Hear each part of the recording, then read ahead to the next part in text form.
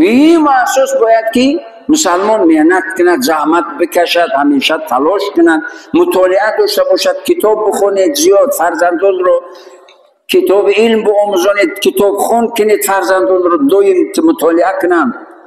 متاسفانه حاضر دیگه تلفن ها و شبکه های اجتماعی و فسق و فجور، چی زن و چی دختر و چی مرد و جوان همه رو یعنی بدبخت کرده ایستاده است. در حذر باشید، خطری جدی هست، زندگی رو به برکت میکند، احترام پدر و مادر رو از بین برده ایستاده است، احترام زن و شوهر رو از بین برده ایستاده است، جوانان رو هم جنسگرا کرده ایستاده است.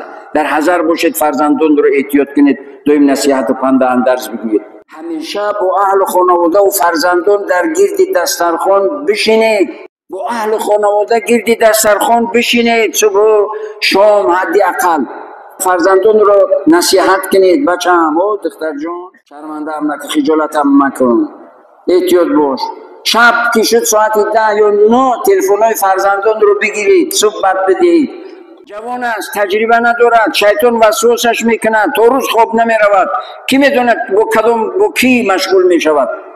نشدن با همین تلفن ها بعضی تا کجاهای رفتن مسلمان کشی، گروه های افراطی فریبشان داد، بدبختشان کرد.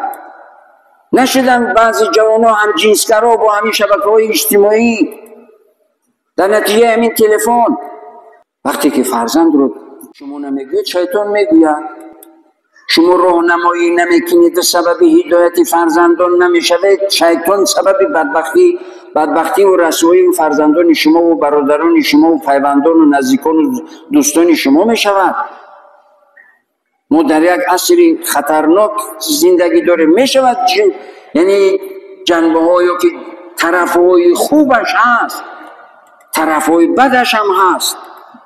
جوان که تجربه ندارد آباد می رود به طرف های بدش، بدبخت دنیا و آخرت می شود. احتیاط کنید، فرزندان رو نصیحت کنید. برادران عزیزم خوب گوش کنید. هر پدری که دوستی صمیمی فرزندش نباشد، خیانت در اون فرزند کردگی است. هر شب بگو بچه‌م، از من دیگه برای تو مهربانتر انسان وجود ندارد. من هم پدرت هستم، هم دوست و رفیق. چی مشکلی داری؟ چی میخواهی؟ چیکار کردنی هستی؟ با کی بودی؟ با کی میباشی؟ فردا کجا میروی؟ با کی میروی؟ امروز با کی بودی؟ چیکار کردی؟ او بچه جگر گوشه، در دنیا و آخرت خجالت هم مکن. بلکه مادرم باشد، بچه‌م دختر جان، از من دیگر دوستتر، دوگانه نزدیکتر دیگر وجود ندارد برای تو. از من دوگانه نزدیکتر و مهربانتر برای تو دیگر هیچ کسی، هیچ دوگانه وجود ندارد. بگو چی روز و نیاز و درد و غم و فکر و اندیشه و خیال و آرزو و تمنایی که داری بگو، بشینیم مصلحت کنیم، هر کاری که میکنیم با مصلحت کنیم. وقتی که با فرزندان دوست و هم پدر هم دوست هم مادر هم دوگانه و دوست شده، فرزندان رو کامیاب و موفق و خوشبخت و سعادتمند میکنید. وقتی که از فرزندان دوری میجویید، فرزندان دوستهای دیگر میکوبند، در بیرون دوست میکوبند. کی میدوند که در بیرون چگونه دوست یا که دوگانه پیدا میکنن که اونا رو بدبخت رسوا میکنن؟ قرآن میگوید که فردا روز قیامت بعضیا میگن استعیذ بالله یا لیتنی لم اتخذ فلانا خلیلا، ای کاش فلانی رو رفیق، فلانی رو دوگانه نمیگرفتن که این رفیق، این دوگانه من رو بدبخت دنیا و آخرت کرد. برادران اسلام، نسبت فرزندان مهربان باشید، نسبت فرزندانتون مهربان و مشفق باشید. برای خوشبختی و سعادت دنیا و آخرتشون سعی و تلاش کنید که این سعادت شما در دنیا و آخرت است. فرزندان رو چنان کنید که هم در اینجا و هم در او زیر خاک فخر کنید که الحمدلله هر وقت طبقه‌ای از نور، اجر و پاداش و خیر و برکت زیادی که از نام فرزند رفت، بین روح و ارواح بگوید که الحمدلله من فرزندی صالح دارم. تا ببینی همیشه پدرش میگو بچه‌م من با تو افتخار میکنم، الحمدلله که مثل تو فرزند دارم. هر وقتی که اون کاری ناجوری میکرد میگو فرزندم خجالت هم کردی، چرا چنین کردی، نکن این کار دیگر. تمام. بعد وفاتش هر وقت در شب خوبش هم عیناً همون گپی که در زندگی می آمد میگفت پدر فرزندم با تو افتخار میکنم. هر کاری خیر نیکی میکرد میگفت فرزندم با تو افتخار میکنم، الحمدلله که تو رو دارم.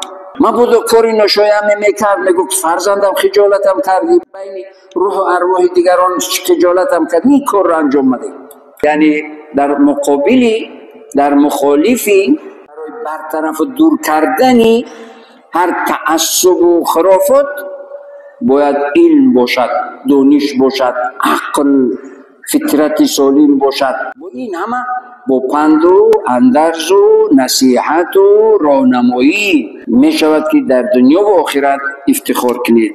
دعا کنید پروردگارا همه ما دست برداشتگان، دست امید به سوی خود برداشتگان را فرزندان صالح برای گذشتگانمان بگردان و برای پدر و مادر زنده و گذشتگانمان فرزندان صالح و سبب افتخار و سبب پروردگارا سبب افتخار و سبب شادی روحشان و بالده فکرشان بگردان و فرزندان همه ما را سبب افتخارمان در دنیا و آخرت بگردان.